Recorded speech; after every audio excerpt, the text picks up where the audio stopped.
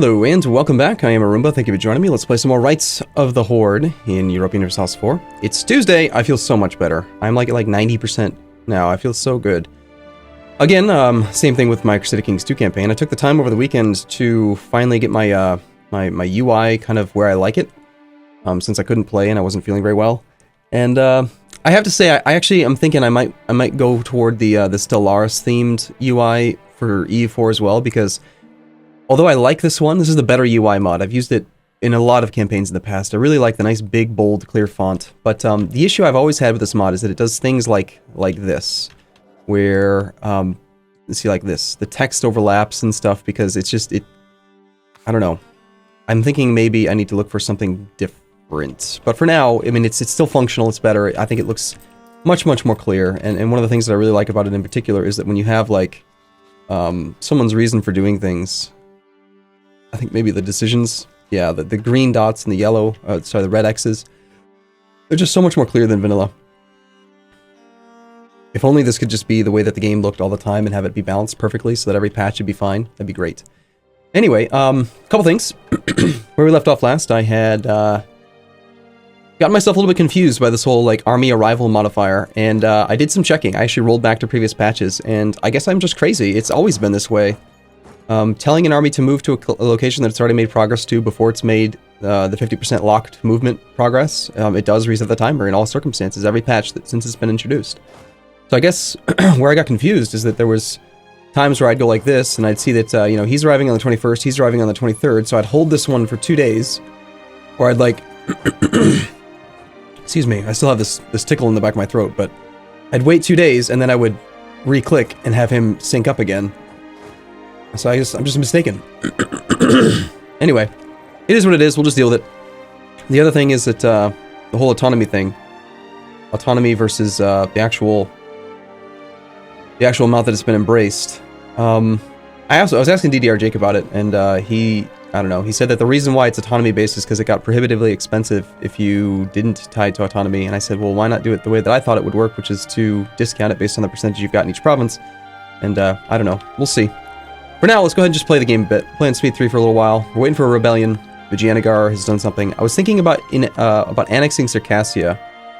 300 points. He has no more cores except for the one, but it's a shared Theodoro core. He's the largest of our vassals, and no guy still has land that we need to return from Kazan. The truce with that comes up in 77, so we've got quite a while till we can do anything with Kazan. Someone had suggested that we look into supporting rebels, and there were, I think at one point, no guy rebels. So we had split up his army, and now he somehow has gotten it down here again. But yeah, no guy rebels could actually just flip all this territory to us for free. So it's kind of appealing to me to just try it. Let's come back from the Timurids for now. We're still hoping the Timurids will pay off some of our debt. Diplomatic reputation guy would be useful if we were to integrate. This land maintenance modifier guy I think we might hire, simply because we pretty much come out ahead in that deal. With 10 maintenance, he'll save us 10% of that. It's like 1 ducat a month.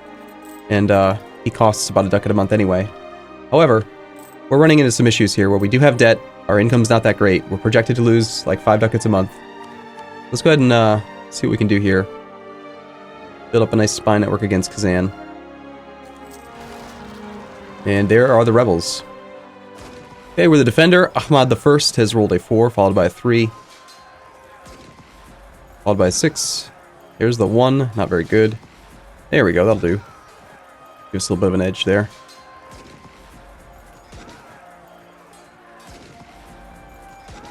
Trading manpower for money, basically. Because we were doing okay on manpower for a while, seems reasonable to do so. Okay, how are we doing on rebels now? We've got 70% here. That's our vassal, actually. No, it's not. Bashgird. Okay, so 5.9 unrest. A little bit of overextension still affecting us. Religious unity. Supply is not going to be enough, really, to allow us to put enough troops there to make it go away. We also still have some unrest here. How are we doing on force limit? We are at 25 out of 39. Very nice force limit. We are also a great power. That is new. And we lost far less money than I expected, probably because we had very few troops there. And there's no cost to reinforcement. We should reinforce while we can. Let's see. What do we want to do now that we're a great power? First off, let's come back from Uzbek, because they're not very important, really. And I remember we had just recently become a great power, and somehow we're higher than Muscovy, which makes me feel fantastic. Okay, so, how can we influence nations and stuff? Let's take a look at this new great power thing. So, great power, we can take on foreign debt. We don't have the money to do that. We can influence nations. As a great power, we will influence the petty country of Circassia towards our diplomatic position, altering our opinion of us by 25 or 10 years. They will also receive 1 monarch point to the category that they are the weakest in. We're the administrator for this duration. They trust us. Their trust for us changes by +5. There will be a one-time cost for a score corresponding to 12 months of their income, presently presently 10 ducats. So for 10 ducats, we can give them 1 admin point per month for 10 years. That's 120 admin points for 10 ducats. Now, there's no guarantee that Circassia will actually spend those admin points, but as he's our vassal, it makes sense that if he could spend them, and like maybe do some development or something, that'd be good, but I think he's more likely just to stockpile and go for tech. So I'm not going to spend any money on that. Out of curiosity, could we influence this nation for cheaper? 559. We're probably going to run into a situation here where the +1 base annual income is going to set it to a one-time cost corresponding to 12 months of their income. I mean, every nation earns a flat 1 ducat a month just for being a nation. So I'm guessing the reason why it's not 12 ducats and it's like half is because of the expenses that he has to pay to us. Let's see. Well, actually, no, he's a march. So why is it that you have no... Well, let's just do a little bit of quick math here. 0.79 times 12 is 9.48. So why is it less than 0.948? It's not even the difference between the two. I'm not sure. Ramazan wants Kandatyari. The Mamluks are getting their ass handed to them by Kara and the Ottomans. Ottomans will join a war with us against Kara Konyulu. I don't really want to expand right now because I'm trying to knock out this other tech level so that we can go for ideas before the Renaissance starts to make things really expensive. Granted, 1% of 600. The cost for tech is only going up by like 6 per year, which is not very much. But, I don't know. We'll see.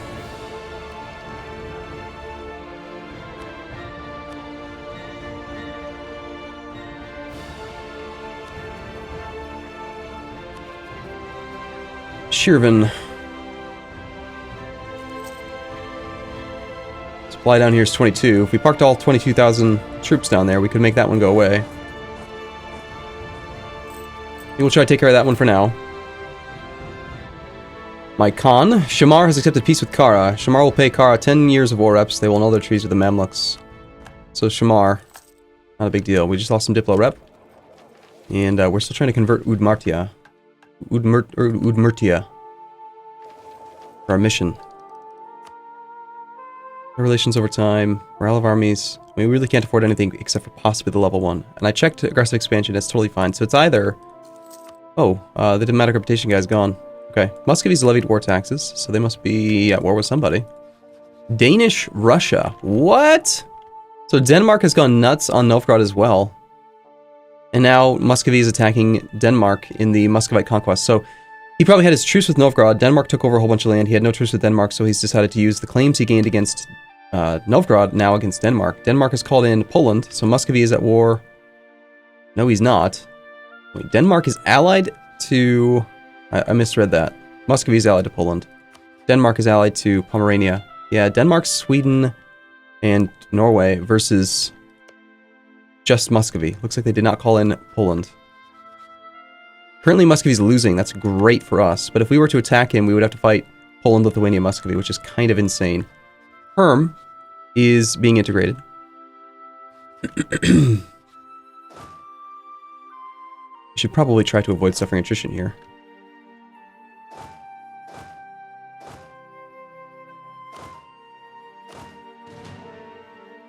Rather unfortunate. No extra maneuver. Oh well. On occasion, we shall suffer attrition, it seems. I want to get off, get the inflation reduced. There's a lot of things that I need to get taken care of right now. Hopefully Armenia breaks free, because we could just very easily attack Armenia and not even have to worry about much. An easy war. I don't want to feed land to Circassia because he's got the increased coring cost. The real question is, do we just start integrating him now? Spend the Diplo points? I think so. I think we really should. The sooner we get rid of him, the sooner we're going to have more Diplo points. He already likes us quite a bit. Livonian Order will pay Poland war ups for 10 years. Livonian Order pays 70 ducats. It's a separate piece. It's taking me some time here to adjust to this interface.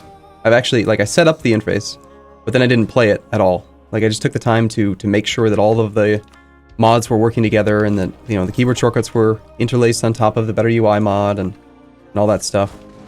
Alright, so we only need 20 troops here. Let's grab,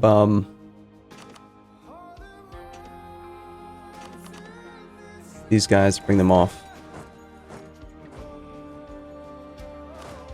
And if we're going to be at full maintenance, we might as well keep them up where... Should have just done that earlier, actually. Okay, so Shirvani's going to go down, which is great. And then we can deal with the Beshikiran rebels as well. We had to take out a loan. Our truce with Kara has just expired. We can now declare war on them. We also have gained the diplomatic insult against Nogai, our vassal. The untrustworthy scum of Nogai have sent us an insult.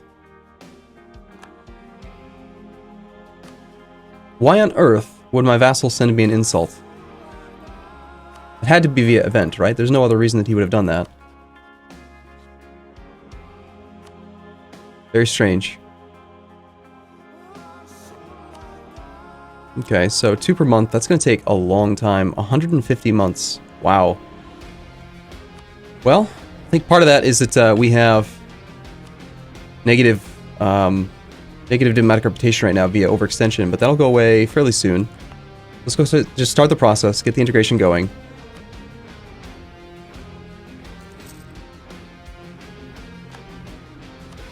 With no truce with Kara, kind of tempted to consider this war here. Armenian separatists have been sieging this thing down for what feels like forever, but I think part of it is I'm just playing on speed 3 because I'm a little paranoid here.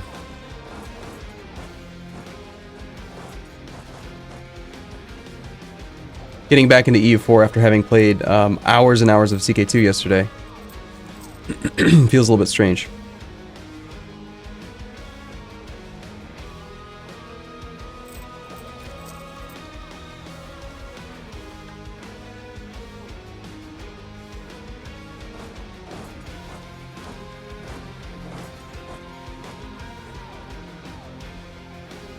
Okay, here we go. Big peace deal. Mamluk cede Damascus, Tadmor, Hama to Kara.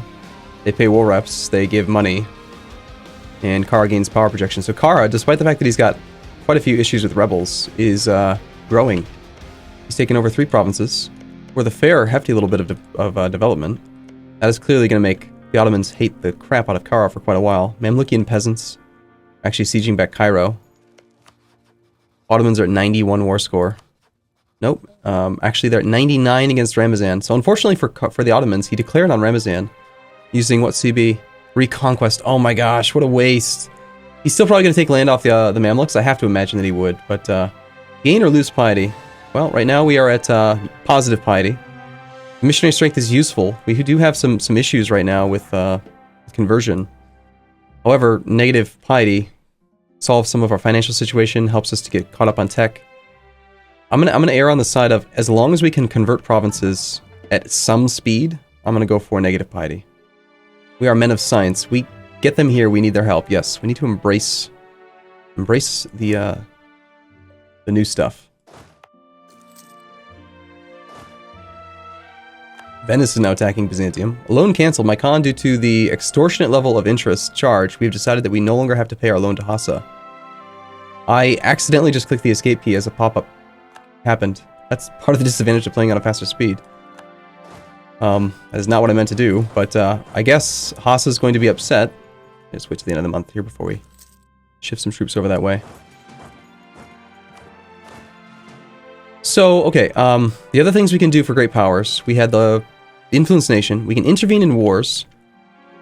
You have no diplomats to send, they're not at war with anyone. So this is the one where if they are, it's a great power alignment type thing. So we would have to pay attention to, like, great powers that are at war. Like I could interject myself actually probably to defend the Mamluks, possibly. Well, I think there have to be at least 2 great powers involved. I've not used this feature yet. And we can ask people to break their alliance. So that is something we might want to consider doing. Let's see. Kazan is allied to the Timurids yet again. And I think I had remembered looking into this a moment ago. Maybe it was at the end of the last episode, where I have a truce with them until a long time from now, right? Until 77. That's 7 years. No, 9 years. And the truce from making them break their alliance was less, if I recall correctly. Let's quickly come back from Kara and just check this out. They will say yes, by one reason. Because they are in debt, evidently. If they accept, both countries' opinion of us will decrease, and Timurids will get a CB against us. This will also create a truce between Kazan and us. Alright, let's just see what our truce timer is, and then see if it changes at all. Curious to see this.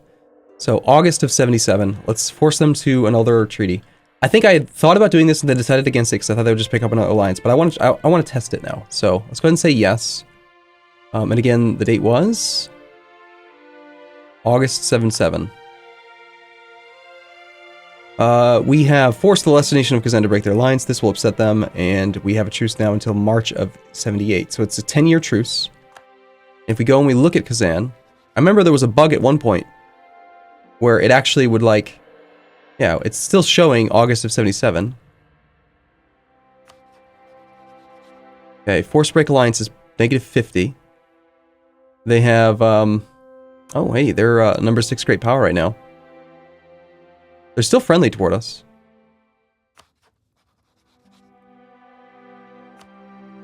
We'll see.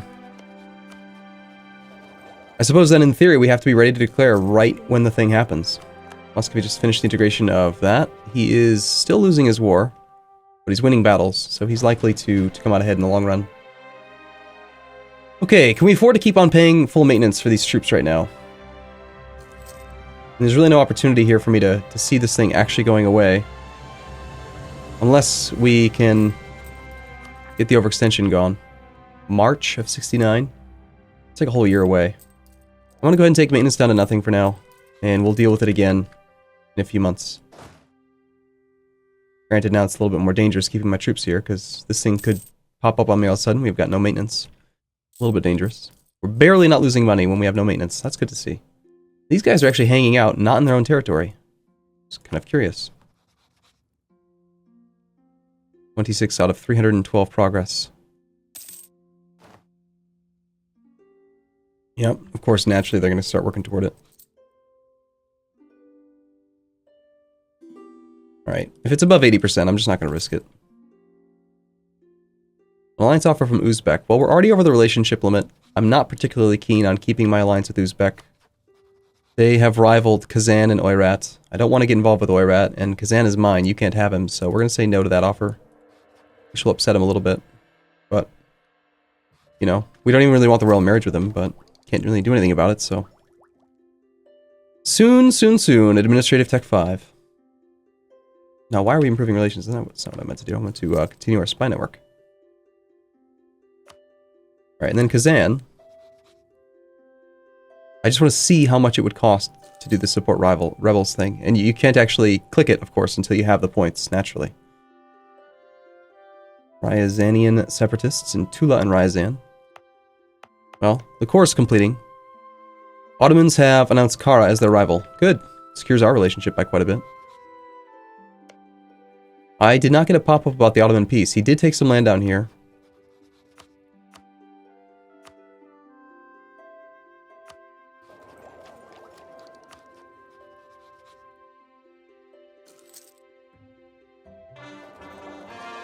Alright, hopefully we're now integrating at 3 per month. Did this just happen again? Oh my god. Twice in a row, I get a pop-up about a loan, and I just say no. Okay, it's either that I said no automatically, or it's because I had no money on hand to pay it. I'm not sure. Well, let's go see how much this affected them. Didn't affect them at all. That seems rather strange. Very, very weird. Muscovy has decided to levy war taxes. How are we doing on Loans. We owe 258 ducats. Ugh, that is really nasty looking here. I can't even see who it's owed to. Makes me not really like the mod as much. You are losing great power status. Golden Horde is on the decline, or others have grown too strong. Either way, unless we regain our greatness before June 1474, we will no longer be considered great power. So we have 5 years to regain status. And we are at 266 below Vigianagar now at 268. So unfortunately, this will keep going up. We need to gain some development is what you're saying. So that is probably what we're going to do. We should probably rival Kara.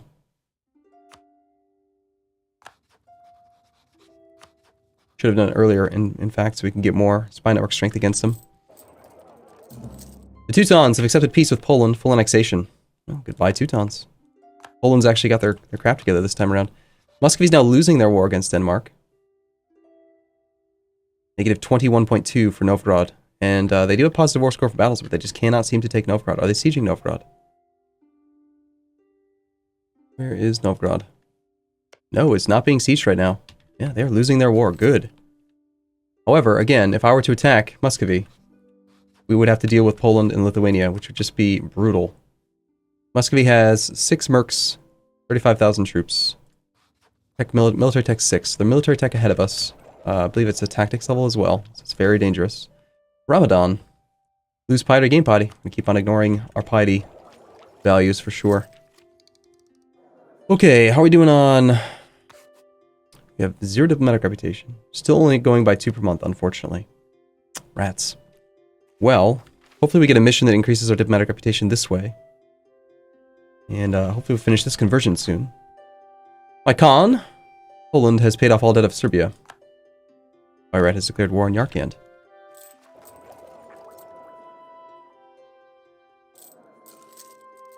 We have a few issues in our nation, but for the most part we should be fine. So, Bashkir, the gold mine, the 111. Definitely looking forward to becoming eligible for another state. That doesn't happen for quite a while. Tech 8. Sadly. Those gold mines, very, very inefficient for us right now, but eventually they'll be there. Okay, I'm going to claim against Kara.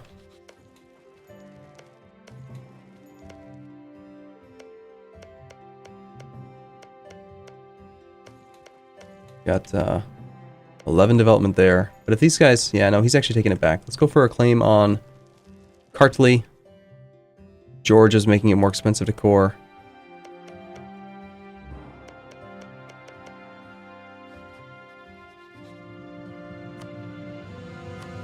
Go for Arbadil instead. Alright, we can almost check out the Kazan Nogai Rebellion thing. Kashmir's entered into a coalition against... Ooh, wow. What on earth has Vijayanagar done? Looks like we don't have to worry about great power status anymore, because he's going to get his butt kicked. Negative 237 aggressive expansion. That seems like quite a bit. Yeah, so... Gujarat's going to join, Kathiawar's going to join. Pretty much everyone. Rewa Kantha is going to join. Alright, cool. Well, I'm going to have to take a break here. We're going to continue to try to build up our nation here in a little while. Nagar has joined as well. And we'll go from there. So thanks for watching, everyone. I'll see you again soon. See you in a little bit.